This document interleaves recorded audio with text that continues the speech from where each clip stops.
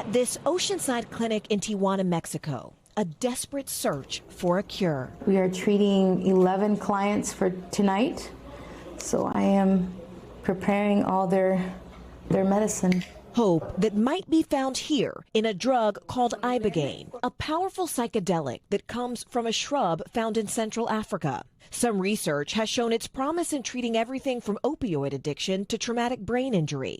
But you can't find it in the United States, at least not legally. The Federal Drug Enforcement Agency has classified ibogaine as a Schedule I drug, meaning it has no recognized medical benefits and a high risk of misuse, essentially the same category as heroin. But that's not enough to stop some Americans who have traveled all the way to Tijuana because they see ibogaine as something else entirely, their last hope. I got nothing to lose. Robert Anderson is an Army vet. He served a year in Iraq. Since returning in 2006, he struggled with the transition back to civilian life. You didn't have to worry about anything over there except living. And then to get back in the real world and, dealing with people, traffic, the inconvenience of life. And I guess it put me into a deep state of depression. That depression led Anderson to severe alcohol abuse. And now he's seeking ibogaine treatment before it's too late. I'm here for my daughter. She needs a dad in her life, and she needs a good one. And I can't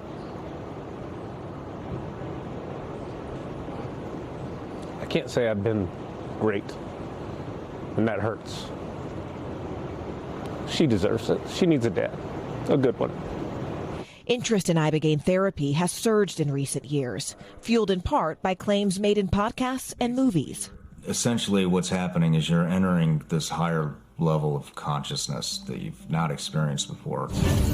One of those points in medicine where I've got to have the courage to jump. If you love your wife, you'll go to Mexico and do psychedelics. The drug also receiving support from what many consider an unlikely source, the current Republican administration and its Make America Healthy Again movement. We owe it to them. The head of the Federal Drug Administration calling research into psychedelics like psilocybin, MDMA, and ibogaine a top priority. Robert F. Kennedy Jr., the Secretary of Health and Human Services, also indicating an openness to the unconventional treatment. This line of therapeutics has tremendous advantage if given in a clinical setting. In a statement, the FDA tells NBC News in part it's unable to provide information regarding any potential clinical trials for ibogaine in the U.S., but that it recognizes the urgent need for innovative treatments to address mental health conditions and substance use disorders. One state is already taking action, Texas. Former Governor Rick Perry helped steer $50 million in state money to fund clinical trials of the drug,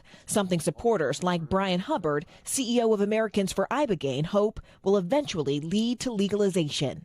What has begun in Texas is about to find life in up to a dozen other states over the next 24 months. But that road to legalization may not be so smooth. Just last year, the FDA rejected MDMA, otherwise known as ecstasy, as therapy for PTSD, saying the benefits did not outweigh the risks.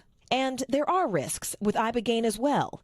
The DEA currently says it carries risks of abuse and psychological dependence, with medical experts saying there are potential cardiac and neurological harms as well. Recent efforts to fund research in other states like Kentucky failing and facing skepticism. I think there's sort of practical, regulatory, and safety considerations, not to just mention the lack of the sort of scientific rigorous scientific controlled studies we would want to tell us that ibogaine is effective. Hey, buddy, how are you? Back in Mexico, Trevor Miller is co-founder of Ambio Life Sciences, which runs ibogaine treatment centers in Mexico and the island of Malta, but not in the U.S. I would love to be operating in the United States. I think Ambio is perfectly poised for when this substance does get approved as a prescription, you're still going to need ibogaine providers that understand this medicine. It's not just give somebody a pill and walk away. Ambio client Justin Cantor traveled to Mexico from North Carolina for his treatment, which included days of lodging,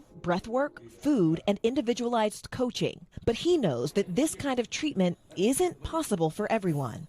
I mean, still all in, I'm probably spending over $8,000 to come down here. It was a significant investment. So I'd love to see it be FDA approved so the insurance starts paying for it. I think that's really what's going to unlock this medication for the masses. We caught up with Anderson weeks after completing his ibogaine therapy to see the results for ourselves. I've been on every medication you can name. I think I was on 14 before I left for Mexico. 14 medications?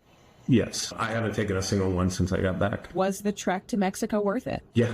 It saved my life. It's the most beautiful thing in my 45 years of living I've ever experienced.